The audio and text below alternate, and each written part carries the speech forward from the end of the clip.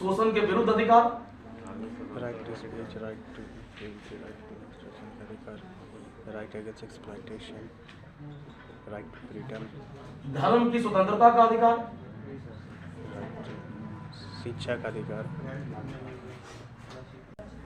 और अनुच्छेद देखिए 1 2 3 4 5 6। अगर हम बात करें जो मूल संविधान था हमारा, उस मूल संविधान में मूल अधिकार का जो वर्गीकरण हुआ था ये 7 खंड में हुआ था, ठीक है ना। एक और होता था संपत्ति का अधिकार, उसको तो खत्म कर दिया गया।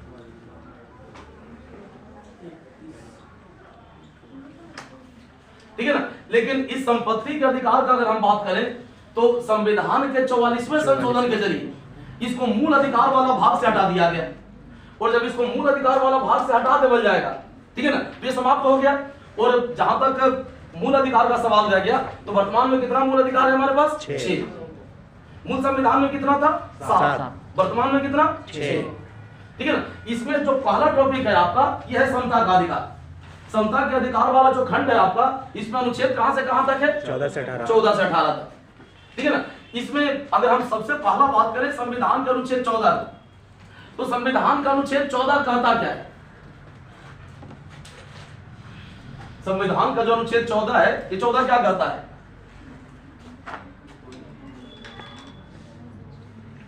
विधि के समक्ष समता से और विधियों के समान संरक्षण से वंचित नहीं करेगा। मतलब अगर हम संविधान के अनुच्छेद 14 का बात करें तो 14 का 2 खंड है। पहला है विधि के समक्ष समता,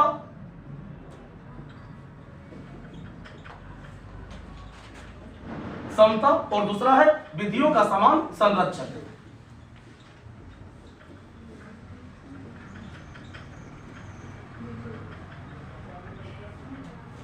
देखिए यहां पे आपको एक चीज और ध्यान में रखना है कि संविधान का जो 14 से 18 तक का जो अनुच्छेद है वह उसको एक ही शीर्षक में रखा गया है, और वो शीर्षक क्या है हमारा? समता का अधिकार, ठीक है ना।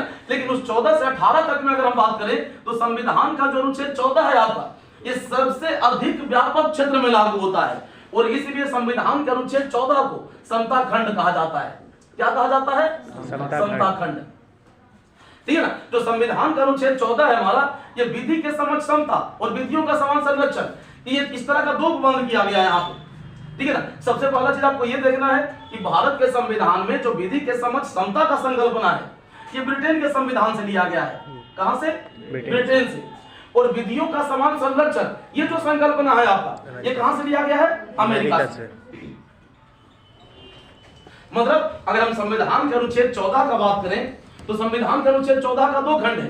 पहला विधि के समक्ष समता और दूसरा विधियों का समान संरक्षण, ठीक है ना। जो विधि के समक्ष समता का संकल्पना है कहां से लिया गया? ब्रिटेन से। और विधियों के समान संरक्षण का संकल्पना है, ये कहां से लिया गया? अमेरिका से, यूएसए से, ठीक है ना। और यही जो अनुच्छेद है आपका, यही अनुच्छेद भारत में विधि के शासन को लागू करता है। अंग्रेजी में कहते हैं इसको रूल ऑफ लॉ। अब सबसे बड़ा चीज कि भाई संविधान का अनुच्छेद 14 क्या कहता है और जो विधि का शासन है हमारा, ये क्या कहता है?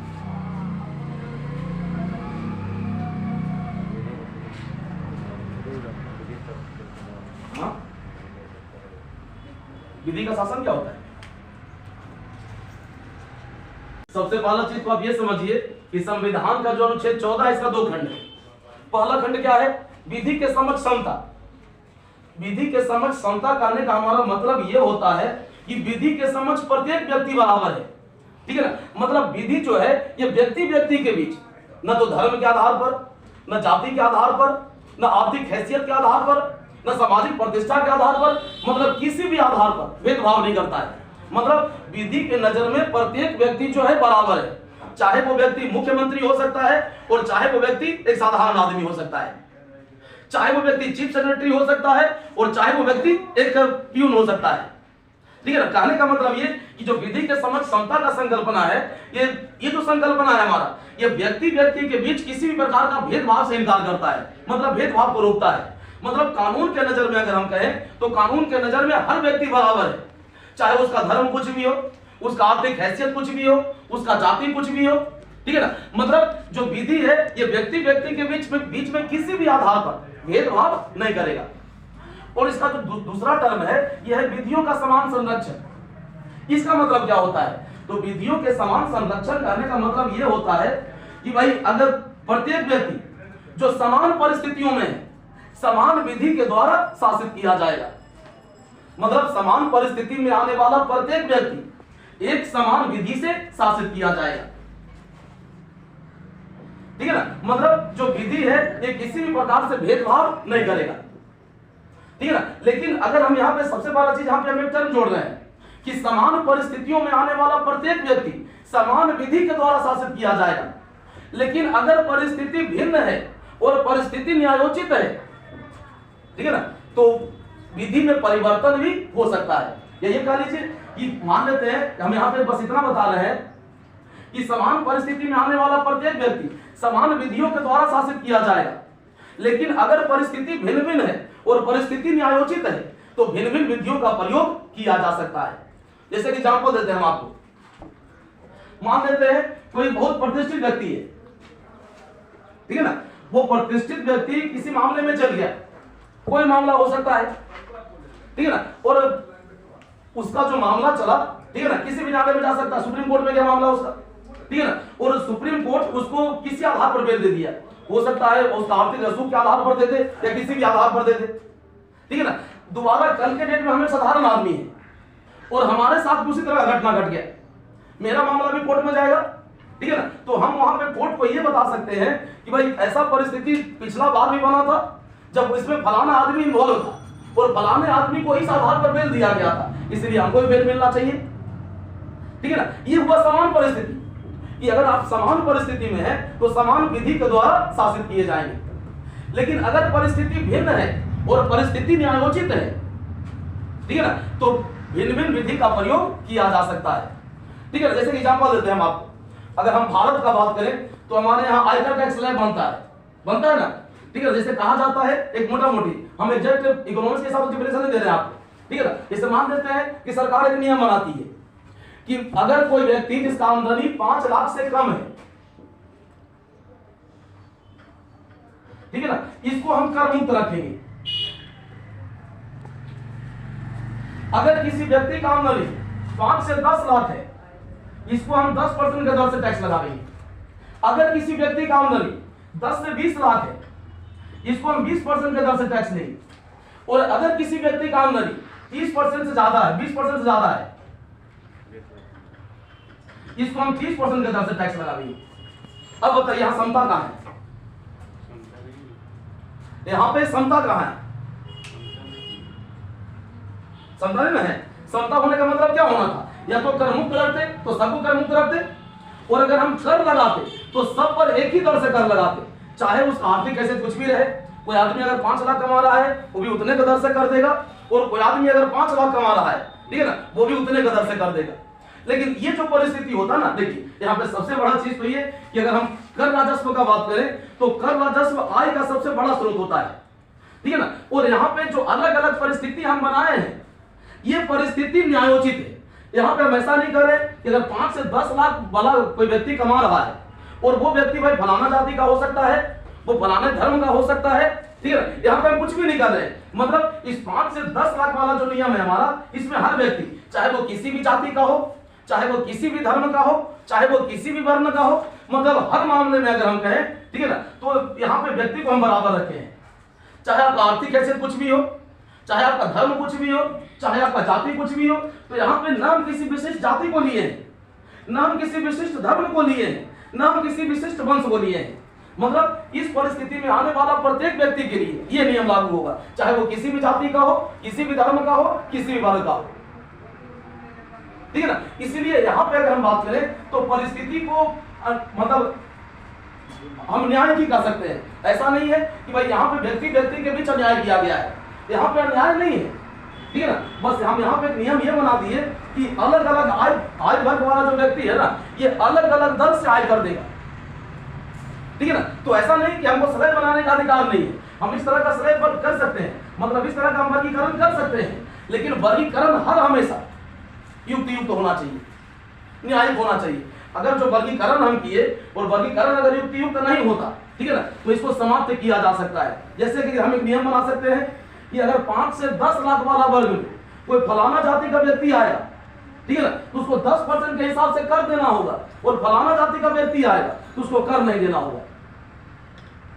ये इसको हम युक्त नहीं कहेंगे, ठीक है ना। लेकिन यहाँ पे ना हम जाति को देख रहे हैं, ना हम धर्म को देख रहे हैं, ना हम वर्ग को देख रहे हैं, मतलब हर व्यक्ति के साथ हम समान व्यवहार कर रहे हैं, ठीक है ना। तो इस यहाँ जो हम नियम बनाए, ये नियम हमारा क्या है, युक्त है, मतलब परिस्थिति के अनुसार उचित है, ठीक है ना। तो ऐसा परिस्थिति में इस तरह का जो वर्गीकरण है, इस तरह का वर्गीकरण किया जा सकता है।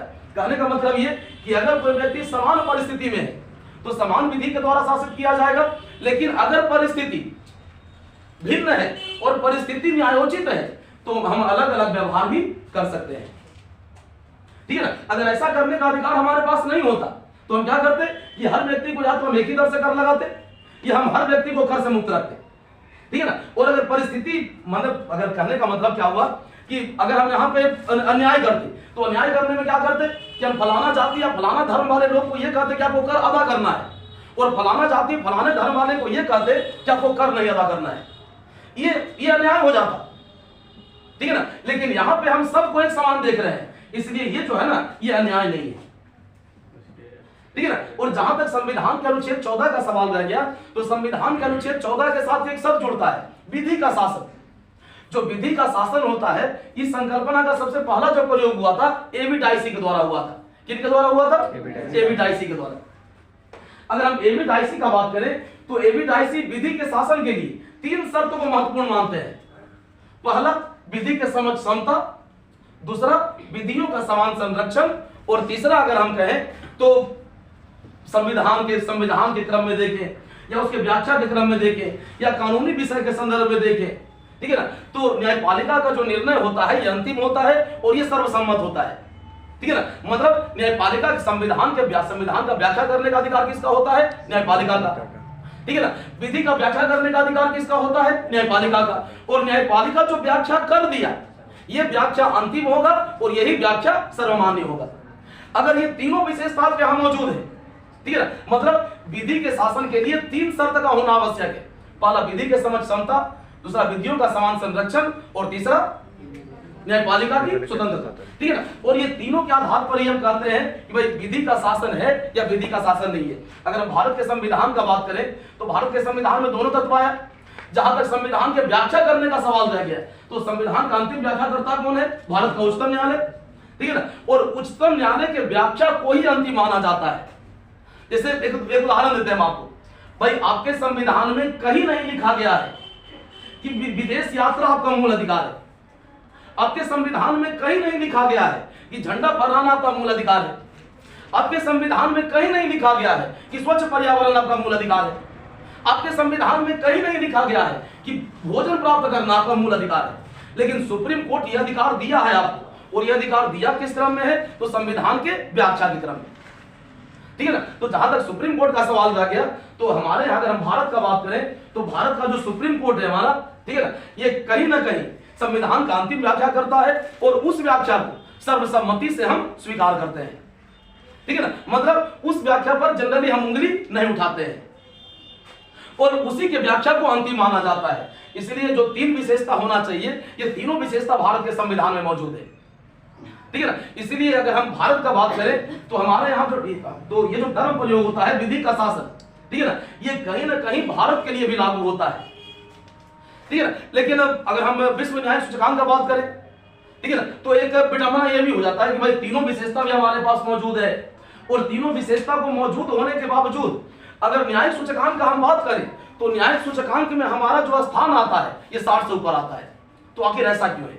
मतलब एक तरह से कॉन्ट्रडिक्शन, एक तरह से खंडन नहीं कर रहा है ना, एक तरह से हम कर रहे हैं कि हमारे यहाँ विधि का शासन है, और दूसरा जो न्यायिक सूचकांक जो जारी होता है उस सूचकांक में जैसे पिछला बार शायद 70 से ऊपर हमारा स्थान था भारत का 2022 में।